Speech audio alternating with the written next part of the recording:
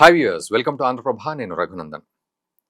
So Nigeria మీద, అంటే అక్కడున్న ఉగ్రవాదుల మీద, ఐసిస్ ఉగ్రవాదుల మీద డొనాల్డ్ ట్రంప్ దాడి చేశారు. వాళ్లను చంపి మొత్తానికి క్రిస్మస్ గిఫ్ట్ ఇచ్చాను అక్కడున్న క్రిస్టియన్లకి అని చెప్పి ఆయన ఒక వ్యాఖ్య అయితే చేశారు. సో ఇది చాలా కీలకమైన సంఘటన ఇది. ఎందుకంటే నైజీరియాలో ముస్లింలు ఎక్కువగా ఉంటారు, నెక్స్ట్ క్రిస్టియన్స్ ఉంటారు, దాదాపు 50% పైగా ముస్లింలే ఉంటారు. సో అటువంటి దేశంలో దూరి అక్కడున్న ఉగ్రవాదుల్ని చంపడం, అది కూడా క్రిస్మస్ గిఫ్ట్గా ఇవ్వడం అనేది ఎలా అర్థం చేసుకోవాలి? మరి అందులోనే ఉన్న టెర్రరిస్టులు వేరు, సామాన్య ముస్లింలు వేరు అని అనుకోవాలా? లేకపోతే పాకిస్తాన్లో గనక మనం ముస్లిం అంటే టెర్రరిస్ట్ క్యాంపుల మీద దాడి చేస్తే మా మీద దాడి చేసింది భారత్ అని చెప్పి పాకిస్తాన్ రిటాలియేట్ చేసింది కదా, సో అట్లా నైజీరియా కూడా చేస్తుందా? ఇదొక ఎత్తు అయితే, మరి ఈ నైజీరియా లాంటి ప్రాంతం దీని మీద ఎట్లా రిటాలియేట్ చేస్తుందని ఒక ఎత్తు అయితే, అటు డొనాల్డ్ ట్రంప్ ఈ రిటర్న్ గిఫ్ట్ను ఏ విధంగా స్వీకరిస్తాడు, అసలు ఆ రిటర్న్ గిఫ్ట్ అంటే ఎలా ఉంటుంది, అది ఎంత దారుణంగా ఉంటుంది, మరి ఐసిస్ని టచ్ చేశాడు ఆయన. సో ఇది చాలా ఈజీ విషయం అయితే కాదు, చూడ్డానికి సింపుల్ క్రిస్మస్ గిఫ్ట్లా ఉన్నా. మరి దీని గురించి మనం మాట్లాడదాం. ఇది కీలకమైన విషయం అండ్ కీలకమైన వీడియో కూడా. సో ఎలా రిటాలియేట్ అవుతుంది అనేది రైట్, ఇదే అంశంపై మాట్లాడడానికి మనతో పాటు డాక్టర్ ప్రొఫెసర్ రవీందర్ రైనా గారు ఉన్నారు. వారిని అడిగి ఈ అంశానికి సంబంధించి పూర్తి డీటెయిల్స్ తీసుకుందాం. రవీందర్ రైనా గారు నమస్తే అండి, వెల్కమ్ టు గారు. నమస్తే.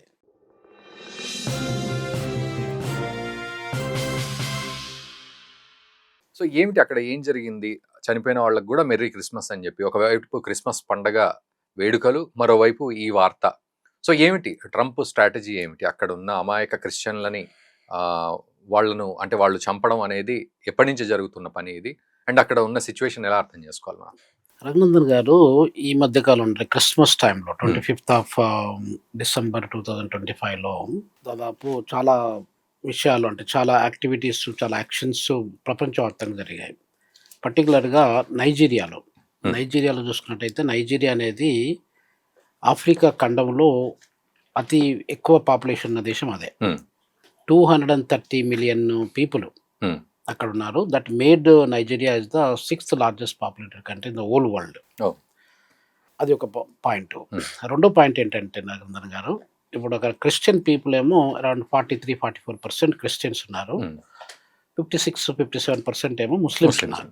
ఇప్పుడు current running government is Muslim government. మీకు బోలో అహ్మద్ అని చెప్పి is the president. Most of the ministers also they are coming from the foreign minister Yusuf కూడా యూసుఫ్ నుగాడ్ అని చెప్పి is also foreign minister. Information minister కూడా Mohammed అని చెప్పి ఈజ్ ఆల్సో ముస్లిం. ఇక్కడ పాయింట్ ఏమైతుందంటే, ఇప్పుడు చాలా సంవత్సరాల మీరు ఒక 10 సంవత్సరాల నుండి తీసుకున్నట్లయితే, బొకో హరామ్ అనేది ఒక ఆర్గనైజేషన్, టెర్రరిస్ట్ ఆర్గనైజేషన్. ISIS ఇవన్నీ కూడా టెర్రరిస్ట్ ఆర్గనైజేషన్స్. వాళ్ళు క్రిస్టియన్స్ మీద ముఖ్యంగా అటాక్స్ చేస్తూ వస్తున్నారు. చాలామంది, కొన్ని వేలాది మంది క్రిస్టియన్స్ చనిపోయారన్నమాట. ట్రంప్ గారి ఉద్దేశం ఏంటంటే, మనం క్రిస్మస్ సెలబ్రేట్ చేసుకుంటున్నాము, క్రిస్టియన్స్కి సేఫ్టీ, సెక్యూరిటీ, పీసు, స్టెబిలిటీ లేకుండా అయిపోయింది. సో కాబట్టి ఈ నాన్ క్రిస్టియన్ డామినేటెడ్ కంట్రీస్ ఏదైతే ఉన్నాయో, ఇస్లామిక్ స్టేట్స్ ఏదైతే ఉన్నాయో, దాంట్లో ఏదైనా టెర్రరిస్ట్ యాక్టివిటీస్ ఉండి, దాంట్లో ఎక్కువగా ఏమైనా ముస్లిం టెర్రరిస్ట్ ఆర్గనైజేషన్, మనం రిలీజన్ గురించి మాట్లాడుతున్నాం, టెర్రరిస్ట్ ఆర్గనైజేషన్స్ ఇన్నోసెంట్ క్రిస్టియన్స్ చంపే ప్లేసెస్ ఏమైనా ఉన్నట్టయితే, అక్కడ మనం అటాక్ చేసి వాళ్ళకి బుద్ధి చెబుతాము, వాటికి ఒక లెసన్ టీచ్ చేసి దానికి అక్కడ ఆపిద్దాము అనే ఉద్దేశంతో ఈ మధ్యన అటాక్ జరిగినాయి 2-3 days బ్యాక్. సొకోటో అనేది ఒక ప్రావిన్స్ అనమాట. మనకు తెలంగాణ రాష్ట్రం లాగానే సొకోటో అనేది నైజీరియాలో ఒక రాష్ట్రము, నార్త్ వెస్ట్ ఏరియాలో ఉంటుందన్నమాట. సో దాంట్లో ఈ అటాక్స్, అంటే 2 టెర్రరిస్ట్ క్యాంప్స్ మీద జరగడం జరిగింది. తొమహాక్ యుద్ధ విమానాలని మిజైల్స్ యూజ్ చేసి వాళ్ళు బాంబుల వర్షం కురిపించారు. చాలా మంది చనిపోయారు కూడా, టెర్రరిస్టులు కూడా చనిపోయారు. అక్కడ పాయింట్ ఏమైతుందంటే రఘునందన్ గారు, ఇప్పుడు ట్రంప్ చెప్పేది ఏంటంటే, వాళ్ళలో ఇప్పుడు బాంబులు వేసినప్పుడు నాన్ క్రిస్టియన్స్ కూడా చనిపోవడానికి ఆస్కారం ఉంటుంది. బాంబుల వర్షం పడ్డప్పుడు అక్కడ బాంబు అనేది మీకు ఎవరు క్రిస్టియనా అని చూడడానికి ఉండదు కదా. సో అలా అంటే అక్కడ పాయింట్ ఏంటంటే, క్రిస్మస్ అదేమంటారు సెలబ్రేషన్స్ అనేది, విషెస్ అనేది దాదాపు అందరికీ చెప్తున్నాడు అనమాట. ముస్లిమ్స్ కావచ్చు, వాళ్ళు క్రిస్టియన్స్ కావచ్చు, చచ్చిపోయిన టెర్రరిస్ట్లకు కూడా చెప్పారు అనమాట. అంటే అక్కడ పాయింట్ ఏమైతుందంటే కొంతమంది ముస్లిమ్స్ కూడా చనిపోతున్నారు దానిలో. ఉమ్, ఇప్పుడు ముస్లింలలో కూడా మనకు రకరకాల సెక్ట్స్ ఉంటాయి. దాంట్లో ఉమ్, షియాస్ అని, తర్వాత సన్నీ అని చెప్పి రకరకాలు ఉంటాయి. ఉమ్, సో దాంట్లో ఇప్పుడు మనం చూసేది ఏంటంటే నైజీరియా దేశంలో ముస్లిమ్స్ కూడా ముస్లిమ్స్ చంపేస్తున్నారు. ఉమ్, సో అది ఒక చాలా షాకింగ్ న్యూస్ అనమాట. ఆ. జనరల్గా Muslims should protect the Muslims. అవును. వాళ్ళు సేమ్ అల్లాను ప్రే చేస్తారు కాబట్టి ప్రొటెక్ట్ చేయాల్సింది. మీరు అన్నది 100% వాస్తవం. ఇప్పుడు ఐఎస్ఐఎస్ కానీ బోకో హరాం Right. కానీ వీళ్ళు వాళ్ళు రెవల్యూషనైజ్ అవుతూ వాళ్ళు ఆ ముస్లిమ్స్ ని కాపాడుకోవాలనే ఉద్దేశంతో రైట్. ఈవెన్ కొంతమందిని వాళ్ళే చంపడం ముస్లిమ్స్ ని అవును. ఇది జరుగుతోంది అక్కడ. ఇది జరుగుకుంటూ వస్తుంది. ఇంకొక విషయం, ఇంపార్టెంట్ విషయం ఏంటంటే రఘునందన్ గారు, ఇప్పుడు గవర్నమెంట్ నైజీరియాలో రన్ చేసేది ఇప్పుడు ఇంతకుముందు చెప్పాను మీకు, um, Bola Ahmed is a Muslim Muslim leader. Ah, so is the current president of Nigeria. Ah. Nigeria America అధ్యక్షుడు డొనాల్డ్ ట్రంప్ తోని అసోసియేట్ అయిపోయి ఉమ్, మీరు మాకు పీస్, స్టెబిలిటీ, సెక్యూరిటీని ఎస్టాబ్లిష్ చేయండి మా కంట్రీలో అని చెప్పి వాళ్ళ సహాయం కోరి ఉమ్, అమెరికా వీళ్ళ సహాయం, వాళ్ళు ఒకవేళ నైజీరియన్ గవర్నమెంట్ అమెరికా సహాయం అడగకపోతే వాళ్ళు ఎందుకు వచ్చి అక్కడ అటాక్ చేస్తారు చెప్పండి? అవును అవును అంత ఎక్స్పెన్సివ్ అటాక్ అది. అవును అవును. దానిలో అమెరికన్ సోల్జర్స్ కూడా there are possibility that they will die. Ah, so అలాంటి ఎక్స్పెన్సివ్ అటాక్స్ ని డొనాల్డ్ ట్రంప్ చేపట్టారంటే ఉమ్, అది నైజీరియన్ యొక్క గవర్నమెంట్ ఉమ్, వాళ్ళు టెర్రరిస్టులను టార్గెట్ చేస్తున్నారు. ఉమ్, ఇప్పుడు మనము ప్రెసిడెంట్ యొక్క మాటల్లో చూసినట్టయితే ఉమ్, నైజీరియన్ ప్రెసిడెంట్ బోలో ఏం చెప్తున్నాడంటే ఉమ్, మాకు పీస్, స్టెబిలిటీ ఉండాలి ఇక్కడ ఉమ్. కంట్రీలో. ఉమ్. టెర్రరిస్టులతోని మా రిలీజన్ చూడట్లేదు మేము. ఆ. టెర్రరిస్టులు అనేది మాకు వద్దు. టెర్రరిస్టుల వల్ల మా ఎకానమీ దెబ్బతిన్నది, పీపుల్ దెబ్బతిన్నారు. మొత్తం పీసు, ఇంటర్నేషనల్ అండర్స్టాండింగ్ ఏది లేకుండా మనకు అడుగడుక్కు ఉమ్. భయము అనేది ఉమ్. మా ఎకానమీని దెబ్బతీస్తుంది. ప్రజల్ని కూడా భయంతో వేరే దేశాలకు వెళ్ళిపోతున్నారు. అవును. ఇప్పుడు Nigerians all over the world, um, మీకు ఇప్పుడు మన ఇండియాలో కూడా నైజీరియన్స్ చాలా ఉన్నారు. అవును. నేను పనిచేసే సౌత్ ఆఫ్రికాలో కూడా వేలాది లక్షలాది మంది నైజీరియన్స్ ఉన్నారు. Nigerians so all over the world Nigerians are spreading. Um. అలా కాకుండా వాళ్ళందరూ ఒకవేళ మనము పీస్ ఉన్నట్టయితే, శాంతి ఉన్నట్టయితే దేశంలో ఆ ప్రజలు కూడా ఉండడానికి ఆస్కారం ఉంటుంది. అందు గురించి ఆయన చెప్పిన మాట ఏంటంటే మాకు శాంతి అవసరం. ఉమ్. ఈ శాంతి కావాలంటే మీ యొక్క సహాయం మాకు కావాలి. ఓకే. సో కాబట్టి మీరు టెర్రరిస్టుల మీద అటాక్ చేయండి అని చెప్పి ఎక్కువ శాతం ఇప్పుడు టెర్రరిస్ట్ ఐఎస్ఐ కానీ బోకో హరాం కానీ వీళ్ళంతా ముస్లిం ఆర్గనైజేషన్ అయినా కూడా వాళ్ళు terrorist organization. Muslims, real Muslims general గా డిఫరెన్షియేట్ అనేది బాగా వాళ్ళు తీసుకున్నారు. అది ఒక బోల్డ్ స్టెప్. వాళ్ళకు కూడా నైజీరియన్ గవర్నమెంట్ కూడా it's a very bold step అనమాట. అట్లాంటి ధైర్యంతో కూడుకున్నటువంటి చర్యను తీసుకోకపోతే చాలా ఇప్పుడు దాని రిపర్కషన్స్ కూడా వీళ్ళకు దెబ్బ కొట్టడానికి కూడా ఆస్కారం ఉంది. ఎందుకంటే ఒకటే కంట్రీ కాబట్టి వాళ్ళకు ఏదైనా జరగచ్చు. సో ఇలాంటి అంటే ఇన్సిడెంట్స్ మనకు ఫ్రీక్వెంట్ కనిపిస్తూ ఉంటాయి. చాలా మందిని అమ్మాయిలను కిడ్నాప్ చేయడం కానీ, అమ్మాయిలను కిల్ చేయడం కానీ, అమ్మాయిలను అబ్యూజ్ చేయడం కానీ, ఇట్లాంటి విషయాలు కూడా చాలా జరుపుకుంటూ వస్తాయి. మనకు అడపదడప బోకో హరాము వాళ్ళ యాక్షన్స్, యాక్టివిటీస్, వాళ్ళ అబ్డక్షన్స్ ఇవన్నీ కూడా మనకు కనిపిస్తూ ఉంటాయి. సో ఇది జరుపుకుంటూ వస్తుంది. అంటే ఇక్కడ పాయింట్ ఏంటంటే ఒక 1 month బ్యాక్ ఇది ప్లాన్ చేశారు. క్రిస్మస్ టైంలో పట్ల క్రిస్టియన్స్ కు ఇది ఒక గిఫ్ట్ ఇద్దామనే ఉద్దేశంతో చేసినటువంటి యాక్షన్ అనమాట. సో దాంట్లో భాగంగా ఇప్పుడు అమెరికాకు కూడా థ్రెట్టే. ఇప్పుడు మనకు ఇంతకుముందు అయితే ఇక్కడ ఇంకొక విషయం sir, before that, sorry for interruption. ఇప్పుడు అహ్మద్ అతను ఏమన్నాడంటే, బోలా అహ్మద్ అతను ఏమన్నాడంటే మా దేశంలో శాంతి ఉండాలి అని అన్నాడు. అక్కడ ఒక ముస్లిం అండ్ ఒక టెర్రరిస్ట్ ఈ రెండింటిని బాగా డిఫరెన్షియేట్ చేశారు వాళ్ళు. నిజానికి అప్రిషియేట్ చేయాల్సిన విషయం చేశారు. సో మన దేశంలో వస్తే ఒక ముస్లిం అనగానే టెర్రరిస్ట్ అని, టెర్రరిస్ట్ అనగానే ముస్లిం అని, ఇట్లాంటివన్నీ బాగా ఫార్ములాస్ మనం మాట్లాడుతూ ఉంటాం. నిజానికి చాలా కన్ఫ్యూజ్డ్ గా మాట్లాడతాం. ఒకళ్ళు ఒక రకంగా, ఇంకోళ్ళు ఇంకో రకంగా. బట్ అక్కడ మాత్రం ఒక ముస్లిం అంటే పరిపాలన ఉంది. అట్ ద సేమ్ టైం అక్కడ వాళ్ళ రేషియో కూడా ఎక్కువగా ఉంది. బట్ స్టిల్ వాళ్ళు ఉగ్రవాదుల్ని సపరేట్ గా ట్రీట్ చేస్తున్నారు. సో దీన్ని మనం ఎట్లా అర్థం చేసుకోవాలి? అంటే ఉగ్రవాదం అనేది ఎట్లా పేటరైపోతుంది, వాళ్ళున్న దేశంలో వాళ్ళను కూడా చంపుకోవడం అనేది, ఇది ఎట్లా అర్థం చేసుకోవాలి? టెర్రరిజం అనేది ప్రపంచంలో ఏ దేశానికి కూడా మంచిది కాదండి. టెర్రరిజం ఉండడం వల్ల టెర్రర్ అంటే వాళ్ళకు ప్రజల్ని చంపడం ఒకటే ధ్యేయం ఉంటుంది. ప్రజలకు ఒక భయంని సృష్టించడం అనేది ఒక ధ్యేయం ఉంటుంది. అది అవసరం లేదండి. మనం అందరం మానవులమే.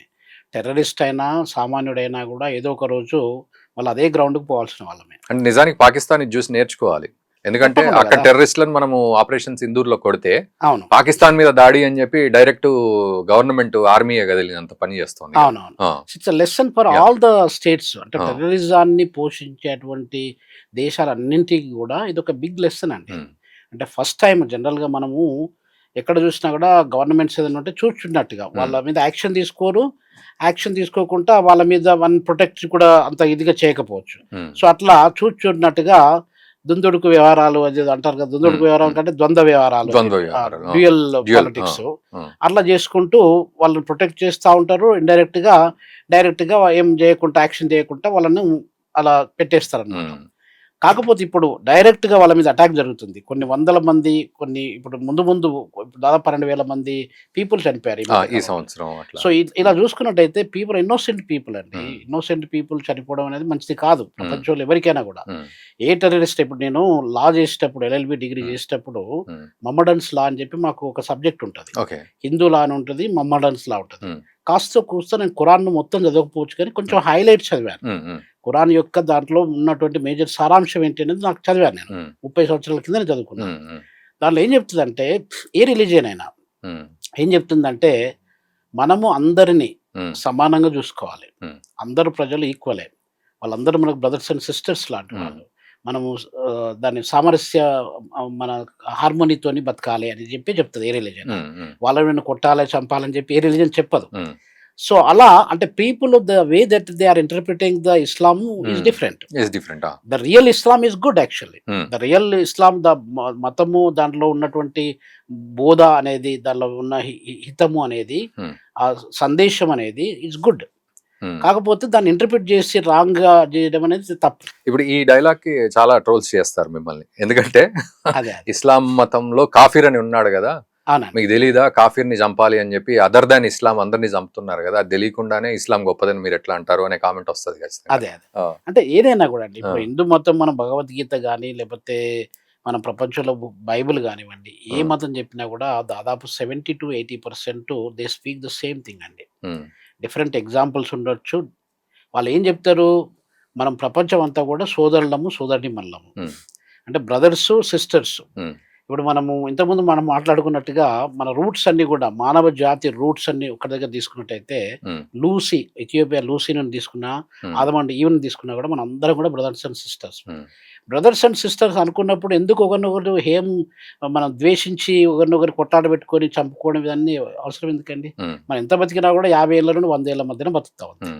50-100 ఏళ్ళ తర్వాత అందరము అక్కడికే పోయేటోళ్ళం మనం. ఆ, పడుకోవాల్సిందే. సో ఇలాంటి సందర్భాల్లో నువ్వు రిచ్ అయినా పూర్ అయినా, నువ్వు ఎటువంటి స్టేటస్ ఉన్నా కూడా, నీకు ఏ రిలీజన్ ఉన్నా కూడా um, we are all equal people actually. Hmm. మనం పట్టేటప్పుడు అందరము మామూలుగానే ఎలా ఏ రిలీజన్ పీపుల్ అయినా కూడా అలానే పుడతాం. Ah. ప్రత్యేకించి ఏం పుట్టడానికి ఏం లేదు కదా. ఉమ్, చనిపోయేటప్పుడు కూడా జనరల్గా అలానే వెళ్ళిపోతాం గ్రౌండ్కి. ఉమ్, ఇలాంటప్పుడు మనం అందరం కూడా ఒక సామరస్యపూర్వకంగా, ఉమ్, ఒక మంచి ఉద్దేశంతో, ఒక రెస్పెక్ట్, ఒక లవ్, కేరు Hmm. అనే దాంతోని మనం బతికినట్టయితే ప్రపంచంలో మనం శాంతిని, ఒక Hmm. ఒక ఒక మంచి సమాజాన్ని సృష్టించవచ్చండి. ఓకే. ఇక్కడ సార్ ఫైనల్ గా ఈ అంశంలో ఫైనల్ క్వశ్చన్ ఏంటంటే, రైట్. మరి డొనాల్డ్ ట్రంప్ ఇచ్చిన తీరు, ఆ గిఫ్ట్ ఇచ్చిన తీరు చాలా దారుణంగా ఉంది నిజానికి కూడా. అవును అవును టెర్రరిస్టులను చంపి ఇది క్రిస్మస్ గిఫ్ట్ అనడం అనేది, అవును. అది మారణహోమం సృష్టించి క్రిస్మస్ గిఫ్ట్ అనడం అనేది కొంచెం ఒక నెక్స్ట్ లెవెల్లో ఉంది. అంతే అంతే. సో దాన్ని గనక టెర్రరిస్టులు అంతే లెవెల్లో గనక అర్థం చేసుకుంటే రేపటి రోజున రిటర్న్ గిఫ్ట్ ఇచ్చే అవకాశాలు ఉంటాయిగా అమెరికాకి. తప్పకుండా ఆ, తప్పకుండా ఉంటాయి. ఆ. ఇప్పుడు సెప్టెంబర్ 2001లో Hmm. అప్పుడు ట్విన్ Twin Towers, అటాక్ చేసింది ఉసామా బిన్ లాడెన్ కానివ్వండి, అప్పుడు అటాక్ జరగడం కానీ, సో ఇవన్నీ కూడా పరిణామాలు అనేది ఏదో ఒకటి. మళ్ళీ తను ఐసిస్ ని టచ్ చేశాడు, అవును. బోకో హరామ్ ని కూడా కాదు. సో కాబట్టి అంటే ఈ ఆర్గనైజేషన్స్ ఎలా ఉంటాయంటే Hmm. వాళ్ళు రివెంజ్ తీసుకోవడానికి తప్పకుండా ప్రయత్నం చేస్తారు. ఉమ్, రివెంజ్ ఏ రకంగా తీసుకుంటారు, దాని యొక్క ఏందనేది మనం ముందు వెయిట్ అండ్ సీ అనమాట. ఉమ్, సో కాబట్టి ఏదో రకంగా దాని యొక్క రిపర్కషన్స్ అనేది ఉండడానికి చాలా అవకాశాలు ఉన్నాయండి. అంటే ఆ రిటర్న్ గిఫ్ట్ తయారు చేయడానికి సమయం ఇట్ పడుతుంది. Takes time, but Ah. They will also retaliate one way or the other way. Ah, so ఇట్లాంటి అంటే ఇవన్నీ కూడా ఏమవుతుందంటే ఎస్ నో అనేది దానికి ఆ, మనం రెండు విషయాలు. ఏ Ah. డెసిషన్ మనం తీసుకున్నా కూడా నేను రీసెర్చ్ రిపోర్ట్లో ఏం చదివానంటే ఫ్యూ ఇయర్స్ బ్యాక్, ఉమ్, ఒక యావరేజ్ మానవుడు 35,000 టైమ్స్ డెసిషన్ తీసుకుంటాడంట. 35,000 టైమ్స్. అంటే మనం ఎస్ అని అనొచ్చు, నో అని అనొచ్చు. ఓకే. ఎస్ అన్నా దానికి పరిణామాలు ఉంటాయి, ఉంటాయి. నో అన్నా కూడా పరిణామాలు ఉంటాయి. ఇప్పుడు మన ఎస్ అని చెప్పి ట్రంప్ గారు ఆ దేశం మీద అటాక్ చేశారు, అక్కడ ఉన్న టెర్రరిస్టులను. అదొకటే కాదండి. నైజర్ అనేది చాలా పెద్ద దేశం. అది నైజర్ అనేది చాలా పేద దేశము, పెద్ద దేశం కూడా. 1.2 మిలియన్ స్క్వేర్ కిలోమీటర్స్ అంటే సౌత్ ఆఫ్రికా ఉన్ను నైజర్ అనేది రెండు ఆల్మోస్ట్ సేమ్ సైజ్ లో ఉన్నటువంటి కంట్రీస్. నైజర్ చాలా కటిక దరిద్రమైనటువంటి పరిస్థితిలో ఉన్నటువంటి దేశము. సౌత్ ఆఫ్రికా ఏమో నంబర్ 1 ఎకనామీగా మొత్తం ఆఫ్రికన్ కాంటినెంట్ లో ఉన్నటువంటి దేశం. నైజర్ లో కూడా మీకు అదే పరిస్థితి. అంటే ఇప్పుడు ఇంతకుముందు అమెరికాను వాళ్ళు పెంచి పోషించారు అసలు నైజర్లో. వాళ్ళకు అవసరమైనప్పుడు ఎయిడ్ ఇవ్వడం కానీ, సహాయం చేయడం కానీ, రకరకాల ప్రాజెక్ట్స్లలో కూడా వీళ్ళు ఇన్వాల్వ్ కావడం కానీ ఇవన్నీ చేసుకుంటూ వచ్చారు. మొన్న ఈ మధ్య కాలంలోనే జస్ట్ 1-2 days బ్యాక్ వీళ్ళు అమెరికన్స్ నైజర్కు రాకూడదు అని చెప్పి బ్యాన్ ఇంపోజ్ చేశారు. అంటే వాళ్ళు ఇక్కడ పాయింట్ ఏంటంటే సావరింటీని ప్రొటెక్ట్ చేసుకుంటున్నాం మేము. మీరు ఒకవేళ రావాలనుకుంటే $10,000 జస్ట్ ఎంటర్ వీసా ఎంట్రీ కొరకు $10,000 కట్టాలంటే దాదాపు 9 లక్షల రూపాయలు అండి. అదే ఉల్టా నైజీరియా చెప్తుంది. ఇప్పుడు నైజర్ చెప్తుంది, నైజీరియా కాదు. నైజర్ వేరు, నైజీరియా పక్క పక్కన ఉంటుంది. నైజర్ చెప్తుంది. నైజర్ గానీ, చాద్ గానీ, బుర్కినా ఫాసో గానీ ఇట్లాంటి దేశాలలో ఆఫ్రికన్ కంట్రీస్ వాళ్ళు ఏం చెప్తున్నారంటే అమెరికన్ డామినెన్స్ మాకు వద్దు, మా సావరెంటీని మేము ప్రొటెక్ట్ చేసుకుంటాం. మేము కష్టపడుతున్నామా, నష్టపడుతున్నామా, బాధలు పడుతున్నామా, మాకు మా ప్రజలకు సంబంధించిన విషయం. నువ్వు మాకేమి ఇవ్వకు, మా విషయంలో మీరు ఇంటర్ఫియర్ కాకండి. సో కాబట్టి మమ్మల్ని మేము రూల్ చేసుకున్నాండి ఇండిపెండెంట్ గా అనే పాయింట్ చాలా దేశాలలో పెరుగుకుంటూ వచ్చింది. అందుగురించి డీడాలరైజేషన్ కూడా మనకి ఈ మధ్య కాలంలో వస్తున్నటువంటి విషయం. అది అంటే డాలర్ కూడా మనకు వద్దు అని చెప్పి. సో దానిలో భాగంగా నైజీరియన్ వాళ్ళు $10,000 పర్ ఎంట్రీ. అంటే ఒకవేళ అమెరికన్ సిటిజన్ నైజర్ అంటే చాలా పేద దేశం. అసలు నైజర్ జనరల్ గా ఎవరు పోను కూడా పోరు. అటువంటి దేశానికి వాడు పోవాలనుకుంటే $10,000 కట్టిపోవాలంటే $10,000 అనేది ఐ డోంట్ థింక్, నాకు తెలిసినంత వరకు 200 దేశాలలో ఏ దేశం కూడా $10,000 వీసా ఫీజు అయితే కలెక్ట్ చేయదండి. సో ఇట్లా అంటే వాళ్ళు కూడా రిటాలియేట్ చేస్తాను. అంటే అమెరికా వాళ్ళ మీద యాక్షన్ తీసుకోవడం కాకుండా మేము కూడా తీసుకుంటాం అంతే. సో ఇది డిప్లొమసీ, అంతే కదా, వీసా డిప్లొమసీ అండి ఇవన్నీ. ఇప్పుడు టారిఫ్ కానీ వీసాలో ఉన్నటువంటి మనం H1B వీసా గురించి కూడా మాట్లాడుకున్నాం కదా. పెంచడం అనేది ఏంటంటే అక్కడ టార్గెట్ చేసి మనం రెస్ట్రిక్షన్ చేయడం అనమాట. మూవ్మెంట్ ఆఫ్ ద పీపుల్ ఎవరైతే సీరియస్గా ఉన్నారో వాళ్ళే కొద్ది మంది వస్తారు. 10,000 మంది వచ్చే కాడ 10 మంది 20 మంది వస్తారు. అలా అని చెప్పి వాళ్ళు రెస్ట్రిక్ట్ చేసుకుంటూ వస్తున్నారు. సో ఇది అనేది అంటే జనరల్ గా అమెరికాకు ఈ ఆఫ్రికా దేశాలకు, వెస్ట్ ఆఫ్రికాలో ఉన్నటువంటి దేశాలకు ఒక రకమైన యుద్ధ వాతావరణం అనేది క్రియేట్ అయిపోతుంది. Right. Thank you very much sir. Thank you అండి. నమస్తే. సో వ్యూవర్స్ చూసారు కదా, మరి నైజీరియా వారు అన్నట్లుగా ఒక రకంగా చెప్పాలంటే నైజీరియాలో సామాన్య ముస్లిమ్స్ వేరు, టెర్రరిస్టులు వేరు అనే ఒక చిన్న ఆ థిన్ లైన్ ని చక్కగా తీసుకొని నైజీరియా తన దేశాన్ని కాపాడుకునే ప్రయత్నం చేస్తోంది. అట్లీస్ట్ ఆ బుద్ధి పాకిస్తాన్కి లేదు అని మనం అనుకోవచ్చు. ఇదొక ఎత్తు అయితే, మరి అమెరికా క్రిస్మస్ గిఫ్ట్ అని చెప్పి అదేదో హ్యుమానిటేరియన్ ఎయిడ్ ఇచ్చినా ఓకే, లేకపోతే ఇంకేదైనా చేసినా ఓకే, కానీ అక్కడ ఉన్న టెర్రరిస్టులను చంపాడు. మరి ఇది అక్కడ టెర్రరిస్టులు రిటర్న్ గిఫ్ట్ ఇచ్చే అవకాశాలు అమెరికాకి కానీ డొనాల్డ్ ట్రంప్కి కానీ ఉన్నాయా అంటే మేబీ ఛాన్సెస్ ఉన్నాయి. వాటిని రిటాలియేట్ చేసే పరిస్థితులు కూడా ఉన్నాయి. సో మీరేమంటారు? మరి మరోవైపు వారు అన్నట్లుగా నైజర్ లాంటి దేశం కూడా $10,000 అమెరికా వాళ్ళు ఎవరన్నా ఎంట్రీ ఇస్తే సో మేము కూడా రిటాలియేట్ చేసాము అన్నట్టుగా సో ఆ ఫీజు విధించడం అనేది ఎట్లాంటి టిట్ ఫర్ టాట్ అని మనం అనుకోవాలి. సో చక్కగా దీన్ని కామెంట్ చేయండి అండ్ దయచేసి ఈ వీడియోని మన మిత్రులకు కూడా షేర్ చేయండి. Thank you very much.